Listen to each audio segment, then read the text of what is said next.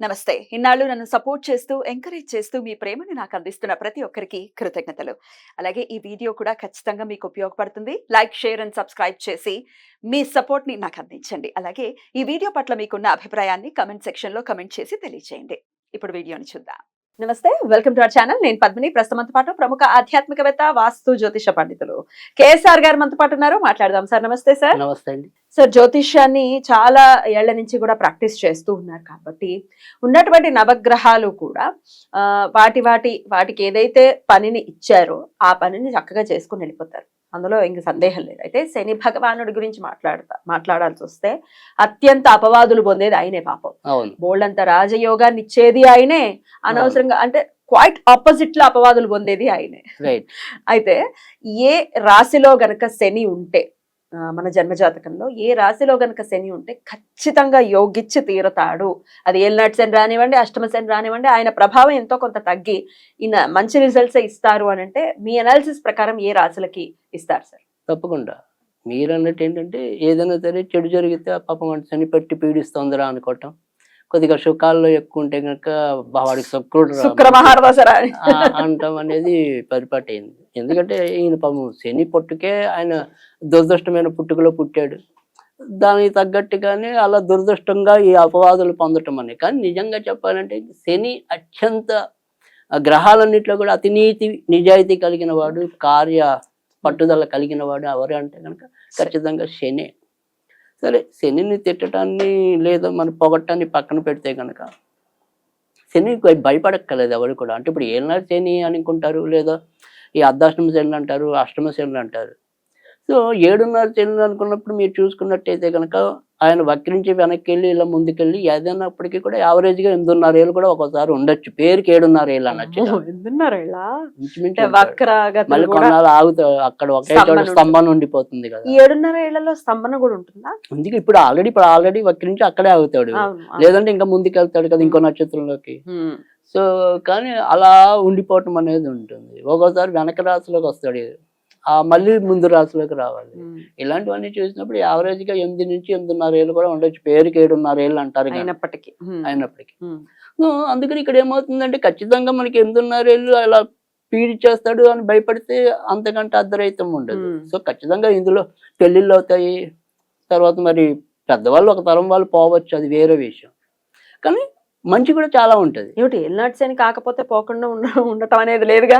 అందుకే అన్నప్పుడు అది దాని పరిధి అనేది చాలా ఎక్కువ.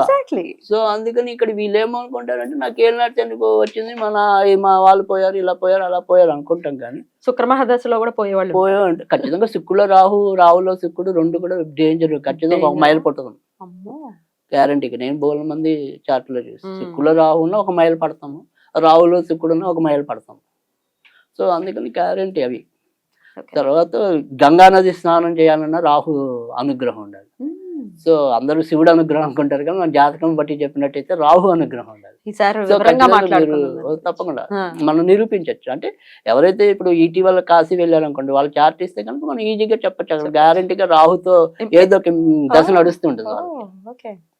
అది ఈజీ. అది అంతర్దశలోనో లేకపోతే రాహు లేకుండా అక్కడ ఉండదు. దాని గురించి మళ్ళీ మాట్లాడుకున్నాను. అయితే ఇప్పుడు మీరు శని అడిగినప్పుడు ఏంటంటే కనుక శని అసలు దేంతో యోగిస్తాడు అనేది ఫస్ట్ మనం కనుక తీసుకున్నట్టయితే కనుక ఆయన స్వక్షేత్రంలో ఉన్నప్పుడు యోగిస్తాడు. మళ్ళీ ఒకటిలో అంటే కాదు, స్వక్షేత్రం అంటే ఆయన స్వక్షేత్రాలు ఏంటి? మకరం, కుంభం. అవును. సో ఈ మకరంలో కానీ కుంభంలో కానీ ఉంటే కనుక ఎక్కువగా యోగించడం అనేది ఉంటుంది. తర్వాత మళ్ళీ కుంభంలో ఉన్నప్పుడు అయితే మరింత యోగించడం అనేది ఉంటుంది. కుంభే శని నా దుర్లభ అన్నారు కాబట్టి కుంభంలో ఉన్నప్పుడు వాళ్ళకి ఆ రకమైన అంటే ఒక పట్టుదల అనుకోండి. ఏదైనా అంటే నా దుర్లభ అనేది ఎందుకన్నారంటే ఇప్పుడు మనకి అదృష్టం కలిసి రావటం అనేది వేరు, మనం ఏ పనైనా చేయగలగటం అనేది వేరు. ఏ పనైనా చేయగలిగే సత్తా ఉండాలి మనకి. ఆ సత్తా కుంభంలో ఉన్నప్పుడు ఉంటుంది. అంటే ఇప్పుడు వెళ్ళి మీరు సినిమా యాక్టర్ అవ్వాలంటే సినిమా యాక్టర్ అవ్వచ్చు, రాయాలి అనుకుంటే రాయొచ్చు, పాడాలనుకుంటే పాడొచ్చు. కానీ అదృష్టం అనేది మళ్ళీ తర్వాత విషయం. అవును అవును. నా దుర్లభ అంటే ఏదైనా చేయగలరు అని, వీళ్ళకి సాధ్యం కానిది ఏది లేదు అని. బ్యూటిఫుల్. ఎందుకంటే ఎప్పుడైతే శని అక్కడ మనకు కుంభంలో ఉంటాడో ఆయన దృష్టి వ్యాపార స్థానమైనా, అంటే వ్యాపార స్థానం అంటే మీరు జనరల్ వ్యాపారం అనుకోండి, మనం శరీరాత్మకంగా చేసే ఏ వ్యాపారమైనా వ్యాపారమే అవుతుంది.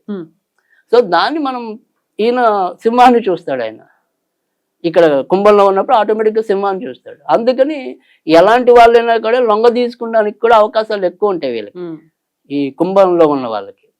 ఎందుకంటే రాజు లాంటి వాళ్ళ మీద దృష్టి పడుతుంది కాబట్టి రాజుని కూడా ఆకట్టుకోగలడు అని చెప్పి. సో అందుకని ఖచ్చితంగా మంచిది కాంబినేషన్. అంటే ఇక్కడ మకరం కుంభంతో పోలిస్తే కుంభం బెటర్, బట్ రెండు ఓకే. ఆయనకి శనికి చాలా విలువైన రాసులు సక్షేత్రాలు కాబట్టి. అయితే ఇక్కడ కుంభంలో ఉన్నప్పుడు ఏంటంటే దాన్ని పంచసస్య యోగాల్లో ఒక యోగంగా చెప్పడం అనేది ఉంది. తర్వాత రెండోది వచ్చేప్పటికి ఏంటంటే ఆయనకి అది సక్షేత్రం మూల త్రికోణం అని ప్రతి ఒక్కరికి ఉంటుంది. అది మూల త్రికోణ రాశి కాబట్టి ఇంకా ఎక్కువ యోగం ఉంటుంది మకరంలో కన్నా కూడా కుంభంలో ఉంటే. అదొకటి. తర్వాత రెండోది వచ్చేప్పటికి ఏంటంటే తులలో ఉన్నదాన్ని కూడా పంచసస్య యోగాల్లో ఒకటని చెప్పడం అనేది ఉంది. తులలో ఓచను కూడా పొందటం అనేది ఉంటుంది కాబట్టి అది కూడా మంచిది. మీ జన్మ జాతకంలో తులా రాశిలో గనక శని ఉంటే ఆయన ఉచ్చ పొందుతాడు కాబట్టి మంచిది. రైట్. తర్వాత వచ్చేప్పటికి 6వ ఇంటి కూడా చాలా అద్భుతంగా ఉండటం అనేది జనరల్ గానే 6వ ఇల్లు. అంటే ఆయన ఏదైతే ఇప్పుడు సపోజ్ లగ్నము మేష లగ్నం అనుకోండి, సో మేష లగ్నానికి 6వ ఇల్లు ఏదైతే ఉంటుందో అది కన్య. అంతేగా, కన్య మరి బుధుడికి సంబంధించింది. బుధుడు కానీ బుధుడు శని మంచి మిత్రులే కదా. సో అయితే బాగుంటుంది. సో అందుకని మనకి ఆయన జన్మ జాతక లగ్నం బట్టి 6వ ఇంట్లో, అందుకే ఇప్పుడు గోచారంలో కూడా జనరల్ గా 6వ ఇల్లు అందరికీ మంచిదే ఆల్మోస్ట్ ఆల్. సో అలా గోచారంలో కూడా మనకు ముఖ్యంగా ఈ దుష్టగ్రహాలన్నింటికి 6 చాలా పట్టుదల కలిగిస్తారు. రైట్. సో అందుకని ఇప్పుడు తులారాశికి అదృష్టం అంటున్నాం 6వ ఇంట్లో శని సంచరిస్తున్నాడు కాబట్టి. సో అలా 6వ ఇల్లు కూడా చాలా అద్భుతంగా ఉంటుంది. 11వ ఇల్లు చాలా మంచిది. లాభశని కూడా, లాభశని అంటే పళ్ళు కొద్దిగా లేట్ అవ్వచ్చు కానీ ఖచ్చితంగా సాధించి పెడతాడు. సో అందుకని లాభస్థానంలో శని ఉన్నా కూడా మంచిది ఉంటుంది. ఈ లాభస్థానం అంటే లగ్నం రీత్యా లాభస్థానం 11th హౌస్ లో.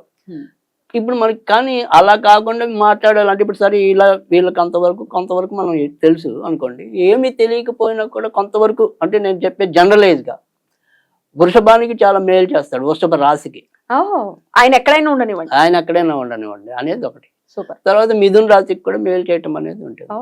తర్వాత కన్యా రాశికి మేలు చేయటం అనేది ఉంటుంది, తులా రాశికి చేయటం అనేది, మకర కుంభాలు అలాగే ఉంటాయి. ఇన్ని రాశులు ఉన్నాయి, 6 రాశులు ఉంటాయి జనరల్ గా. శని పాలిత రాశులు 6, గురు పాలిత రాశులు 6. సో అందుకని శని పాలిత రాశులైన వాళ్ళందరికీ కూడా శని ఏదైనా కొంత ఇబ్బంది అనేది కొద్దిగా తక్కువ పెడతాం అనేది ఉంటది. సో వీడు మనవాడు కొద్దిగా ఏడిపిద్దాం అనుకుంటా. సో అందుకని ఆ రకంగా కొద్దిగా ఏడిపించే రాశుల్లో ఇవి ఉంటాయి.